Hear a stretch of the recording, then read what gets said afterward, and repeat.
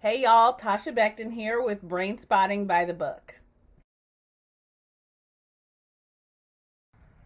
So the question here is, what is dual attunement? And we're going to go right to the text as well as to a journal article to find the answer. And we're first going to talk a little bit about chapter 6, which is entirely about the dual attunement frame. So I really encourage you to read the entirety of the chapter to help you understand the concept. I'll also turn to the glossary on page 154 and read the definition listed therein. The brain spotting therapist's simultaneous attunement to the client's process in a treatment relationship and to the client's brain-body response while on a brain spot. Dual attunement is the foundation of the brain spotting process. So that's the definition of dual attunement from the glossary. And just for a little bit extra, in case you haven't read the Corrigan and Grand article from 2003 in the Journal of Medical Hypotheses, we're going to take a look at it right here together. So I've got my electronic version that's got all my cool highlights on it. So you'll see me looking down to read it but I'll try to check in with you just so that you can see my gaze and attunement with you. So in this section on page 760 of that particular article, there is a subsection, dual attunement. So brain spotting's difference from other forms of talking therapy lies in its unique ability to predictably access the brainstem components of the trauma memory during the setting of the frame. It could also be a memory that's not about trauma, so I want to be really clear about that.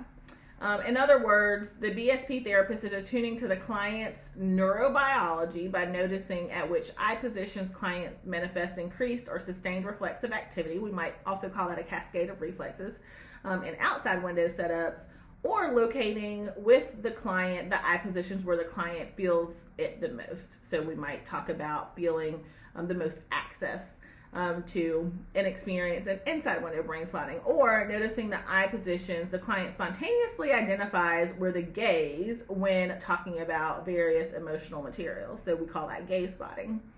It later reads as follows: the therapist is attuned to the client's neurobiological connectedness with an emotional material accessed through the brain spot at a primarily brainstem level, since that's how brain spotting is hypothesized to work. Even if the client doesn't know that's what is being accessed directly.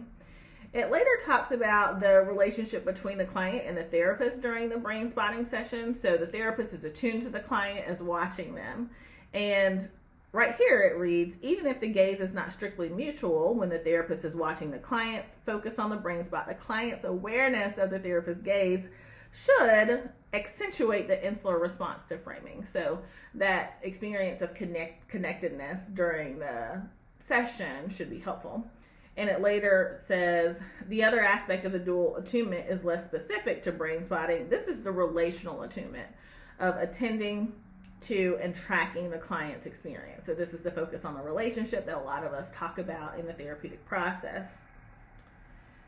The relational attunement includes the somatic and unconscious interactions between the client and the therapist. This promotes the focused mindfulness on all the brainstem activated, while the sustained gaze holds the brainstem bookmark. So you have two elements in dual attunement. First, the relationship between the client and the therapist, and second, the fix on the spot in the brainstem. So there's connection to that part, and then there's connection to the person.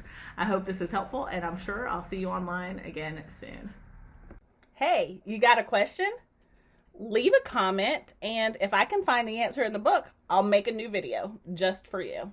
Look forward to seeing you all soon. Until next time, stay curious.